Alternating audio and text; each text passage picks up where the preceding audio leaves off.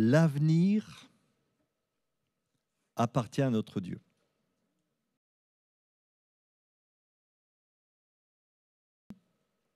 Mais c'est une réalité spirituelle aussi. L'avenir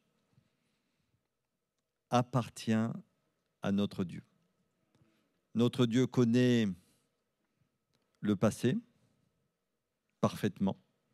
Il connaît le présent. Il connaît également l'avenir. Et quand nous lisons les Écritures, puisque la Bible nous dit que Dieu a préparé des œuvres bonnes pour l'Église, pour chacun d'entre nous, ça veut dire que dans cet avenir que Dieu connaît, Dieu a préparé de bonnes choses, de belles choses pour chacun d'entre nous, et que nous pouvons rentrer dans ce que Dieu a préparé. Cela va être le thème de ma méditation ce soir. Nous pouvons rentrer dans les belles choses, dans les plans de Dieu, dans ce qu'il a préparé de toute éternité, sachant qu'il connaît toutes choses, au travers de la prière. Donc, Dieu sait toutes choses et connaît toutes choses.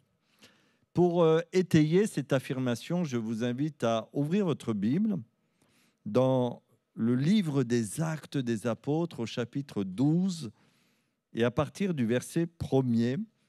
Et nous allons voir notamment l'attitude spirituelle de l'Église dans ce chapitre 12. Chapitre 12, verset 1er. Vers le même temps, le roi Hérode se mit à maltraiter quelques membres de l'Église. Et il fit mourir par l'épée Jacques, frère de Jean. Voyant que cela était agréable aux Juifs, il fit encore arrêter Pierre. C'était pendant les jours des pains sans levain. Après l'avoir saisi et jeté en prison, il le mit sous la garde de 4 escouades de 4 soldats chacune, avec l'intention de le faire comparaître devant le peuple après la Pâque. Pierre, donc, était gardé dans la prison. Et soulignez, s'il vous plaît, ce que l'Écriture nous rappelle, et l'Église ne cessait d'adresser pour lui des prières à Dieu. La nuit qui précéda le jour où Hérode allait le faire comparaître, Pierre, lié de 2 chaînes, dormait entre 2 soldats, et des sentinelles devant la porte gardaient la prison. Voici un ange du Seigneur survint et une lumière brilla dans la prison. L'ange réveilla Pierre en le frappant au côté et en disant « Lève-toi promptement ». Les chaînes tombèrent de ses mains. Et l'ange lui dit « Mets ta ceinture et tes sandales ». Et il fit ainsi. L'ange lui dit encore « Enveloppe-toi de ton manteau et suis-moi ». Pierre sortit et le suivit, ne sachant pas que ce qui se faisait par l'ange fut réel et s'imaginant avoir une vision. Lorsqu'ils eurent passé la première garde, puis la seconde, ils arrivèrent à la porte de fer qui mène à la ville et qui s'ouvrit d'elle-même devant eux. Ils sortirent et s'avancèrent dans une rue. Aussitôt, l'ange quitta Pierre. Revenu à lui-même, Pierre dit « Je vois maintenant d'une manière certaine que le Seigneur a envoyé son ange et qu'il m'a délivré de la main d'Hérode et de tout ce que le peuple juif attendait. » Après avoir réfléchi, il se dirigea vers la maison de Marie, mère de Jean, surnommée Marc, où beaucoup de personnes étaient réunies et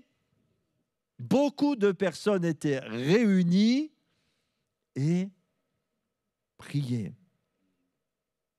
Il frappa à la porte du vestibule et une servante nommée Rhoda s'approcha pour écouter.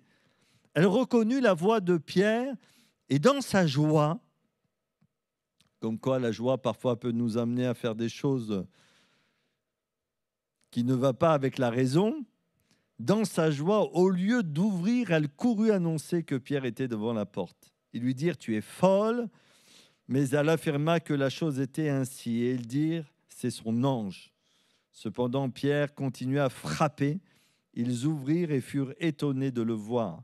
Pierre, leur ayant de la main fait signe de se taire, leur raconta comment le Seigneur l'avait tiré de la prison et il dit « Annoncez-le à Jacques et aux frères ».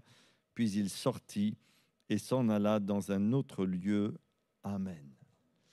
Je voudrais voir quelques pensées avec vous ce soir concernant l'attitude des chrétiens devant cette difficulté, mais également l'attitude de l'Église qui est un repère pour chacun d'entre nous.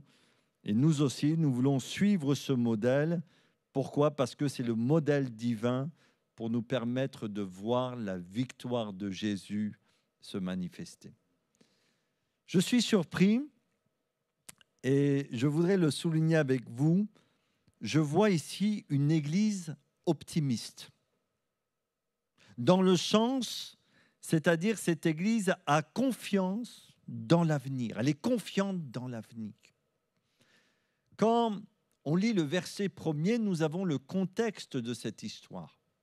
Et c'est vrai que, humainement parlant, j'ai envie de dire, l'Église aurait pu sombrer dans le pessimisme, aurait pu sombrer dans le découragement, dans le désarroi, dans l'apitoiement sur elle-même.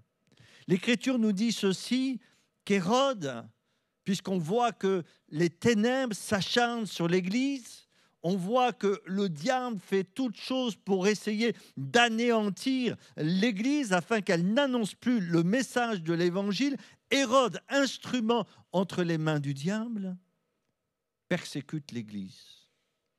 Et on voit que Jacques va mourir, non pas d'une petite mort, transpercé par l'épée. Quelques chrétiens vont être maltraités. Et comme cela plaît, et comme cela réjouit le cœur des opposants de l'Évangile, eh bien, Hérode continue à s'acharner sur l'Église et notamment attrape Pierre pour l'enfermer, le mettre en prison, bien gardé, avec plusieurs soldats. Et on pourrait dire, mais l'Église va sombrer dans le pessimisme, avec toutes ces attaques, avec toutes ces choses qui se passent, avec toutes ces personnes qui sont maltraitées à cause de leur foi.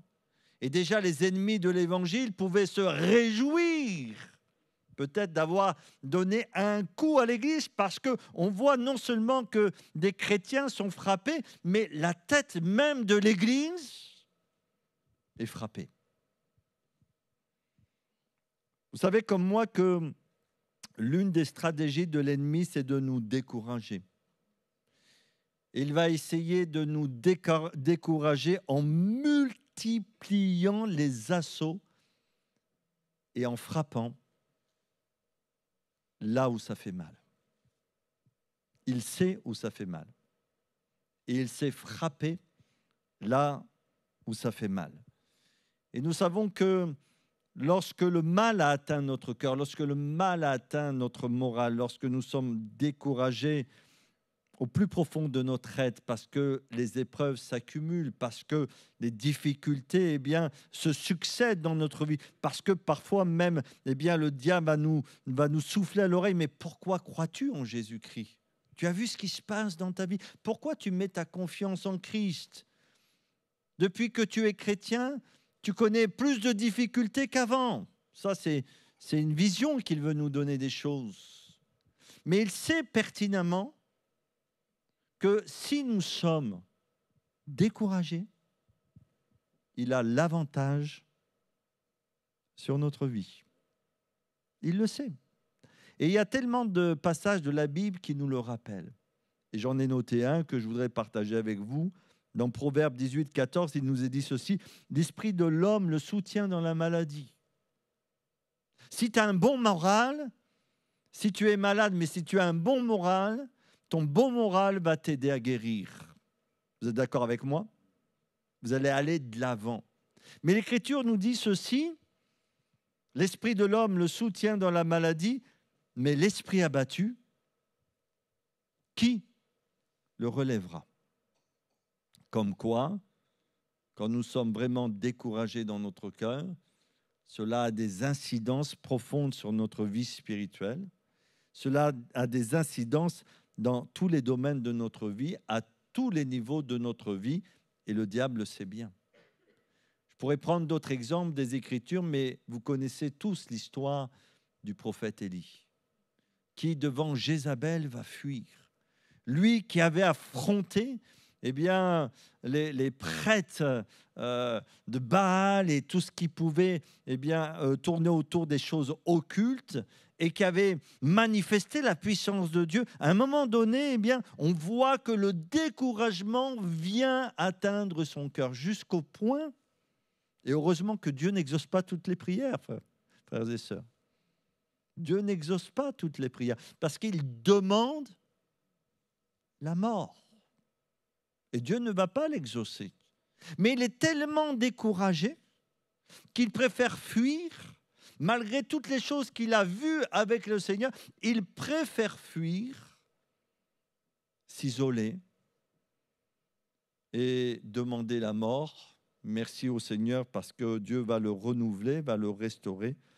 Mais simplement pour vous montrer qu'il y a une bataille qui peut se passer dans notre cœur, et le diable a essayé par tous les moyens de nous décourager parce qu'il sait qu'il aura l'avantage sur nous. Mais je vois dans ce passage de la Bible une église optimiste.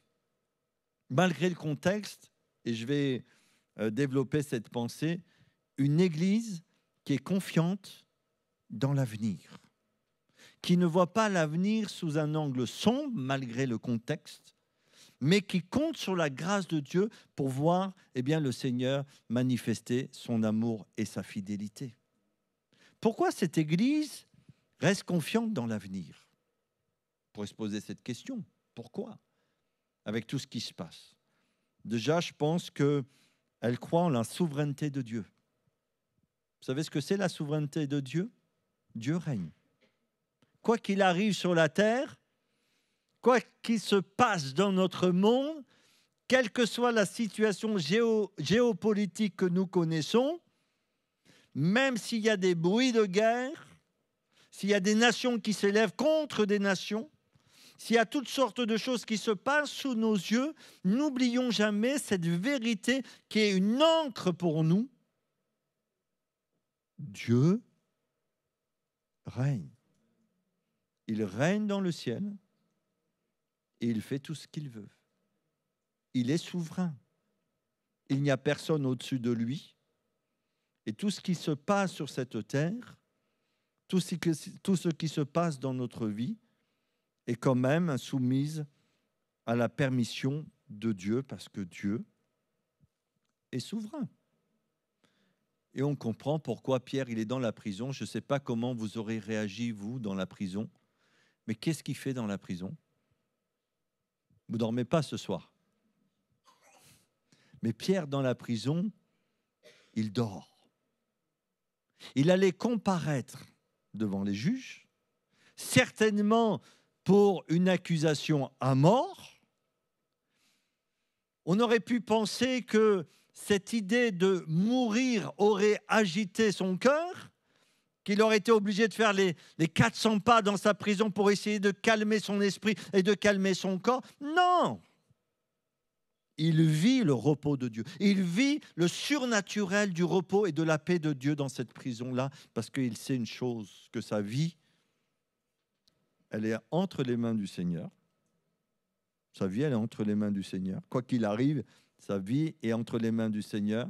Et Paul dira que la mort est un gain pour lui, par exemple, parce que s'il vit, il va servir Dieu, et s'il part, il sera avec le Seigneur. Donc, il n'y a pas de souci pour lui. Sa vie à Paul et sa vie à Pierre est entre les mains du Seigneur. Donc, il croit en ce Dieu souverain. Pourquoi l'Église reste optimiste? Parce que aussi, la persécution, et même si on a du mal à le comprendre, si on a du mal à l'entendre, si on a du mal à le concevoir dans notre chair en tant qu'être humain, la persécution a été annoncée par le Seigneur Jésus. Et si vous relisez votre Bible et vous relisez les Béatitudes, il nous est dit ceci, notamment dans l'Évangile selon Matthieu, chapitre 5, verset 10, « Heureux ceux qui sont persécutés pour la justice, car le royaume des cieux est à eux. Heureux serez-vous lorsqu'on vous outragera, qu'on vous persécutera, qu'on dira faussement de vous toutes sortes de mal à cause de moi. Réjouissez-vous et soyez dans l'allégresse, parce que votre récompense sera grande dans les cieux, car c'est ainsi qu'on a persécuté les prophètes qui ont été avant vous. Donc, ce qui arrive pour les disciples n'est pas surprenant, frères et sœurs. Ils ne sont pas déstabilisés, ils ne sont pas déroutés, ils ne sont pas dans le questionnement en se disant « Mais Dieu, qu'est-ce que nous avons fait de mal pour qu'il nous arrive de telle et telle chose dans notre vie? Qu'est-ce que nous avons fait de mal pour qu'on soit ainsi maltraité? La vie n'est pas injuste, la vie n'est pas normale, la vie ne devrait pas être comme ça. » Mais Jésus l'avait annoncé. Alors c'est vrai qu'on préfère s'attarder parfois sur d'autres versets de la Bible qui nous font du bien, qui vont peut-être dans le sens de ce que nous désirons, de ce que nous souhaitons, de ce que nous voulons. Mais Jésus a annoncé la persécution. Alors nous, merci Seigneur, nous vivons quand même dans notre pays une certaine liberté pour l'Évangile. Jusque-à quand ça, je ne sais pas. Seul Dieu le sait. Dieu est souverain. Dieu connaît toutes choses et il connaît l'avenir. Mais en tout cas, il y a des frères et sœurs dans le monde qui sont persécutés aujourd'hui. Et pendant que je vous parle,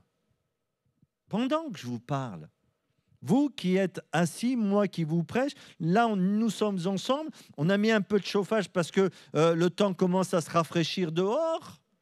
Nous avons des frères et sœurs. Nous avons des frères et sœurs qui sont persécutés, qui sont maltraités. Nous avons des frères et sœurs qui vivent des choses difficiles, non pas parce qu'ils ont fait des choses de mal, mais parce qu'ils croient en Jésus, qu'ils osent confesser publiquement le nom de Jésus malgré les intimidations, qui décident quand même de se réunir, de faire des kilomètres à pied pour peut-être aller dans une maison. Il n'y a qu'une Bible à partager pour plusieurs personnes, mais ils ont tellement envie d'entendre la parole de Dieu et d'ouvrir la parole de Dieu. Ils sont capables de le faire. Là, au moment même où je vous parle, dans le monde, il y a des frères et sœurs qui sont persécutés. C'est une réalité. Notre persécution, nous la vivons différemment dans nos pays, mais malgré tout, est-ce comparable à ce que d'autres frères et sœurs vivent dans le monde? Je vous pose la question. Et je rebondis, faisons attention que notre confort, notre liberté personnelle, tout ce que ce pays nous offre jusqu'à aujourd'hui, on ne sait pas dans l'avenir, ne soit pas malheureusement une occasion pour nous de nous renfermer ou de nous taire ou de nous isoler ou d'oublier la vocation que le Seigneur Jésus nous a adressée d'annoncer l'Évangile à toutes les nations. Et puis la dernière chose que je voudrais partager, pourquoi cette Église est confiante dans l'avenir, et Jésus va leur dire, même quand vous êtes persécutés, soyez heureux. Alors là, il y a une dimension spirituelle qu'il faut qu'on apprenne, qu'on apprenne à vivre, ça c'est sûr. Il faut qu'on apprenne à vivre cette dimension spirituelle de la joie qui dépasse les choses de cette terre, mais la joie puissante qui vient du ciel dans nos cœurs. Et puis là, une autre chose qui me semble évidente, c'est que l'Église est confiante pour Pierre. Jacques, ça y est, Jacques, malheureusement, c'est terminé, Jacques. Jacques est auprès du Seigneur. Jacques est mort en martyr. On a pleuré Jacques, on regrette Jacques. Jacques était une bénédiction pour l'Église, mais voilà, les choses sont ainsi. On ne peut pas revenir en arrière, ce n'est pas possible. Maintenant, Jacques est auprès du Père dans ce passage de la Bible. Mais Pierre, qu'en est-il pour lui? Pierre, est-ce qu'il est mort? Non, il est vivant. Il est dans la prison. Donc l'Église se projette dans l'avenir non pas en voyant Pierre qui est mort, mais elle prie pour lui. Elle ne cesse de prier pour lui. Pourquoi elle ne cesse de prier pour lui? Parce qu'il y a une chose qui est sûre et certaine, c'est tant qu'il y a de la vie, tant qu'il y a de la vie, il y a de l'espoir.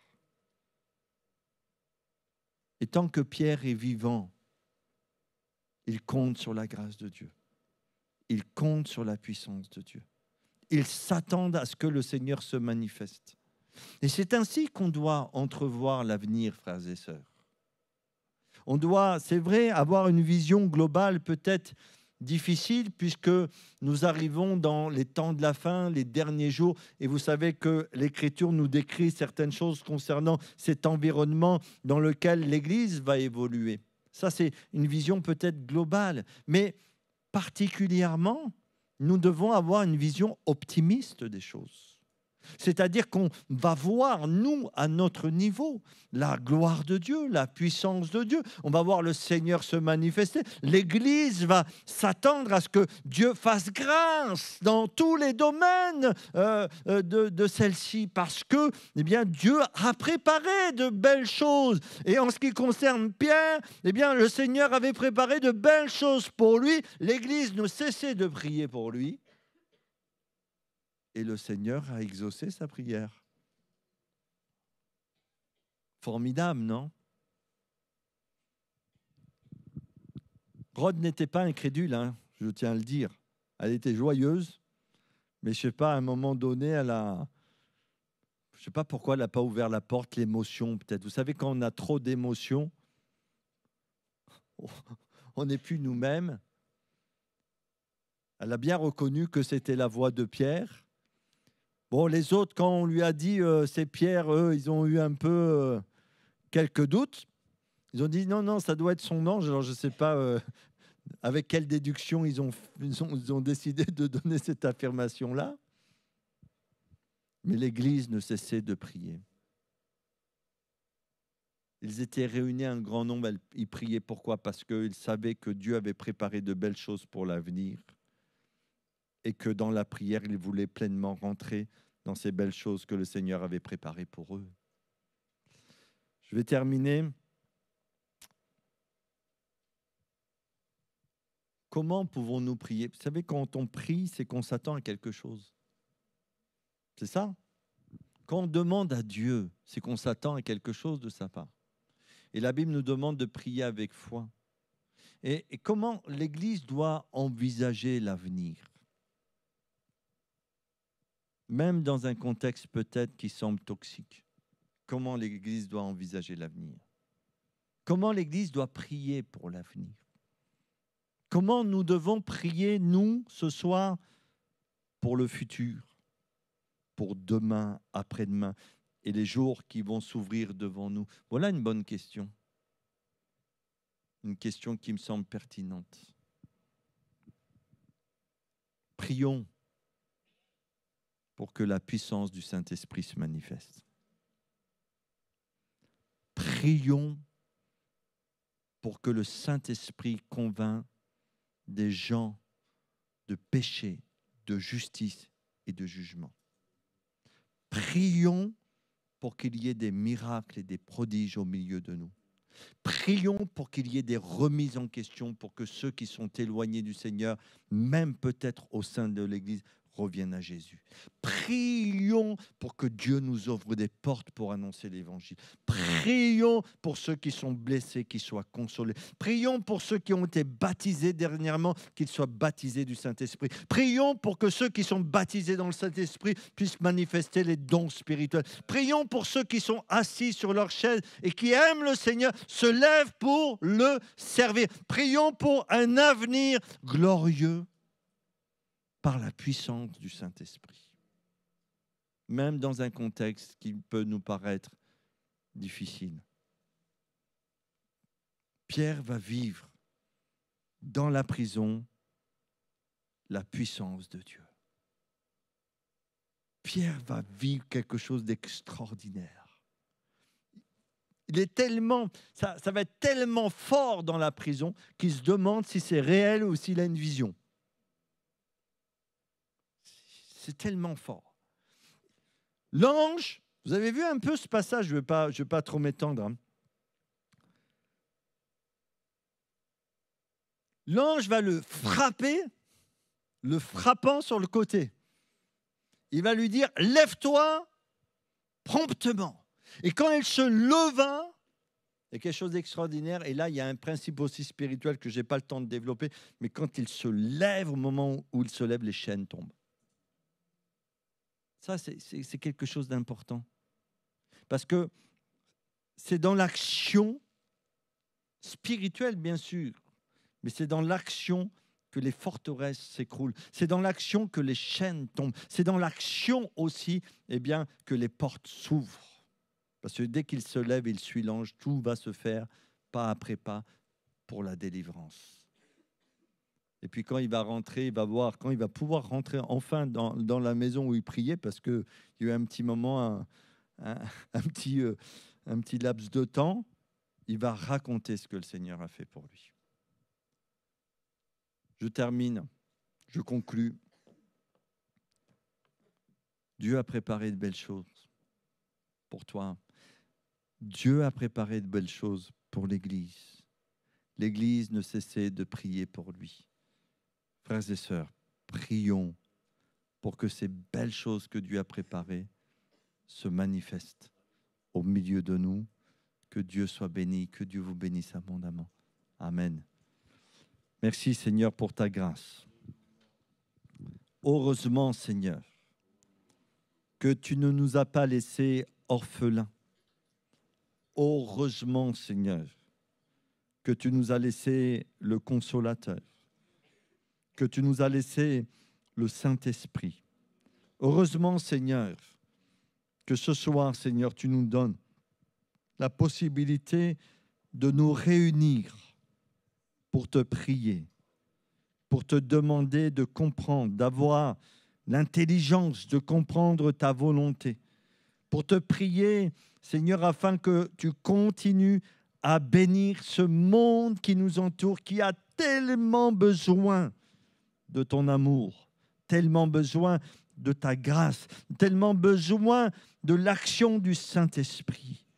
Ô Père, merci parce que tu règnes et tout t'appartient. Et rien ne se passe dans ce monde sans que tu le permettes. Mais l'Église a été choisie pour annoncer ton message.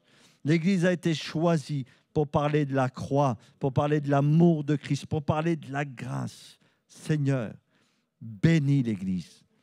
Bénis l'Église, Seigneur. Bénis nos réunions, Seigneur. Bénis nos voisins. Bénis ceux que nous côtoyons.